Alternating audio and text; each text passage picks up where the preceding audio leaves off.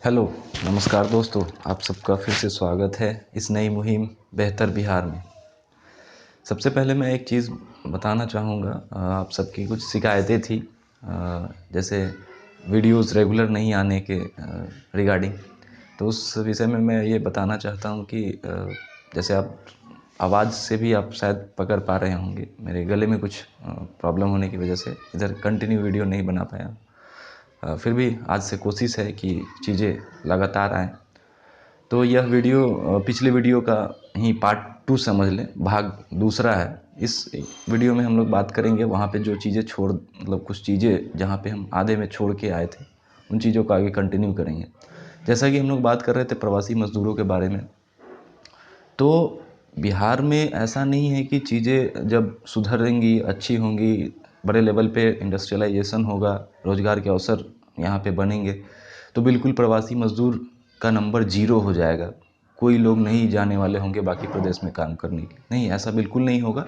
तब भी लोग होंगे, लेकिन उनके पास उस वक्त एक चॉइस होगा, न कि मजबूरी होगा। चॉइस किस सेंस में मैं बोल रहा हूँ, जैसे कि अगर कोई यहाँ पे 15,000 रुपये कमा पा रहा है, अगर उसे ऐसा लगता है कि मैं दूसरे प्रदेश में उससे बेहतर ऑफ़र मिल रहे हैं, उसे 25,000 30,000 रुपये तक कमाए, तो बिल्कुल उस चीज़ को वो अपने आप को वहाँ पे ले जाकर ज़्यादा से ज़्यादा पैसे वहाँ पे कमा पाएगा। बिल्कुल, तो वहाँ पे वो एक चॉइस हो जाएगी, ना कि मजबूरी होगी। तो इसी दिशा में मैं कुछ चीज़ें मैं रखना चाह रहा हूँ, जो आप भी इस चीज़ से शायद सहमत होंगे। जैसा कि हमें बार बार ये दर्शाया जाता है प्रदेश को, बिहार को, कि लैंडलॉक्ड स्टेट है, इस वजह से बहुत सारी चीज़ें, संभावनाएं ऐसे ही कम हो जाती हैं, रुक जाती हैं। लेकिन आप उदाहरण के तौर पर देखें, दिल्ली, हरियाणा, ये लोग भी लैंडलॉक्ड स्टेट है, लेकिन चीज़ें उस ढांचे को तैयार किया गया कि हाँ, आज लैंडलॉक होने के बावजूद भी कई सारे अवसर हैं और बाकी प्रदेशों से लोग भी जाके वहाँ पे अपना रोज़गार का अवसर बेहतर पाते हैं। फिर आप देख लें, आप साउथ के स्टेट्स को देख लें, वो लोगों का हमेशा से कंप्लेन रहता है कि बिहार जैसा प्रदेश को केंद्र सरकार की तरफ से जो टैक्सेस का जो जो डिवॉल्व होता है बाकी प्रदेशों में, तो उसका जो परसेंटेज है केंद्र की तरफ से जाने का, तो चूँकि बिहार गरीब है, तो यहाँ से जो हमारा कंट्रीब्यूशन है टैक्सेस का, वो कम है। और लेने की जहाँ तक बारी आती है, तो केंद्र की तरफ से चाहे कोई भी सरकार हो, वो चीज़ें हमारे शेयर में ज़्यादा आती हैं। हमारे जो डेमोग्राफी वगैरह कई सारी चीज़ों को कंसिडर करने पे वो हमें ज़्यादा मिलती है, हमारे पाले में ज़्यादा आती है। तो इस तरीके की शिकायतें साउथ के स्टेट्स के रहते हैं। तो इस केस में हम क्या कह सकते हैं, उन्हें तो ये नहीं कह सकते हैं कि इस तरह की कंप्लेंट्स ना करें। हम अपने लेवल पे अपने सरकार से ये उम्मीद कर सकते हैं कि अपने कैपेसिटी को बढ़ाएं, खास करके रोज़गार अवसर और इंडस्ट्रियलाइजेशन के रूप में। फिर आपसे मैं बता दूं, अभी काफ़ी पिछले 6-7 महीनों से चर्चे में है प्राइवेट सेक्टर में रिजर्वेशन को लेकर के।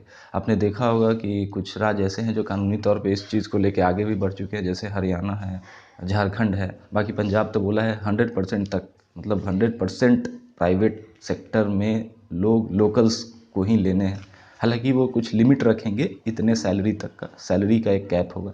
लेकिन आप वहाँ भी देखें तो सबसे ज़्यादा अफेक्ट कौन होंगे, हमारे बिहार से जुड़े लोग, जो लोग बाहर में रहते हैं। जैसे कि अगर 30,000 रुपये या 40,000 रुपये का एक लिमिट लगा दिया जाता है कि यहाँ तक की सैलरी वाले, जो मंथली सैलरी जिनकी 30,000 40,000 रुपये तक की जो कंपनियाँ ऑफ़र करेंगी, तो उन्हें लोकल्स को, यानी कि उस प्रदेश के लोगों को ही रखना है। तो आप देखें 30,000 40,000 के नीचे तक, यानी 15,000 20,000 25,000 वाले लोग, कौन ज़्यादा लोग हैं ऐसे जो बाहर में दूसरे प्रदेश में जाके काम। आप पाएंगे कि यही बिहार यूपी से ज़्यादा लोग हैं, हमारे बिहार के लोग भी बहुत ज़्यादा हैं। तो वहाँ पे भी देखें तो हम बिहारी ही अफेक्ट होंगे निगेटिवली। तो इस केस में भी हम उन स्टेट्स को कंप्लेन नहीं कर सकते हैं कि आप ऐसा क्यों कर रहे हैं। बट हाँ, हम अपने कैपेसिटी को बढ़ाने के लिए ज़रूर कदम उठा सकते हैं। हम अपने सरकारों से, हम अपने प्रतिनिधियों से ज़रूर ऐसा प्रेशर बना सकते हैं, उनसे सवाल कर सकते हैं और इस क्षेत्र में काम करने को कह सकते हैं। फिर आप देख लें, यहाँ पे अगर आप प्रपोज़ल रखते हैं निवेशकों के सामने, इन्वेस्टर्स के सामने, तो आप प्रपोज़ल्स बाकी मतलब एक सीमित क्षेत्र में ही नहीं रखेंगे। तमाम जो क्षेत्र हैं जहाँ पे निवेश लोग बाकी प्रदेशों में निवेश करते हैं और चीज़ें लगाते हैं, उन तमाम चीज़ों को आप रखेंगे पेपर पे और दर्शाएंगे कि कैसे यहाँ पे आपको आने से लेबर का जो आपको हमेशा एबंडेंस रहेगा, लेबर डेफिसिट हमारा राज्य नहीं है। रॉ मटेरियल भी बहुत हद तक तो नहीं, लेकिन हाँ कुछ हद तक हमारे यहाँ रॉ मटेरियल्स भी कई सारी सेक्टर्स के लिए अवेलेबल हो जाएंगे। चाहे आप ये कैपिटल को लेकर के देख ले, तो एक मुद्दा कैपिटल का आएगा जहाँ पे निवेश की ज़रूरत होगी। तो इस चीज़ के लिए आप बाकी जो चीज़ें आपके पास है वो सामने रखें और बोले कि हाँ आप आएँ और हम इंसेंटिव्स भी देंगे पहले कुछ सालों के लिए, या जो भी एक टाइम के अंदर यहाँ तक आप शुरुआत करते हैं तो इस तरीके से आपको मिलेगा, टैक्स के रूप में हो या बाकी कंसेशन हो या स्पेशल इकोनॉमिक जोन्स बना करके जो भी तमाम चीज़ें सुविधाएं होती हैं वो चीज़ें मुहैया कराई जाएंगी। और जैसे एग्रो बेस्ड को लेकर के तो है ही हमारे यहाँ पोटेंशियल, वो तो सबको पता है, लेकिन जिस चीज़ में नहीं है तो उस क्षेत्र में भी हमें बढ़ाने की ज़रूरत है। जैसे फार्मा हो गया, आईटी हो गया, बिल्कुल इस चीज़ की पोटेंशियल जब तक हम करेंगे नहीं तब तक होगा नहीं, है ना। ऐसा मतलब टिपिकल नहीं बनाना है किसी स्टेट को कि हाँ ये एग्रो बेस्ड ही इसका पोटेंशियल है।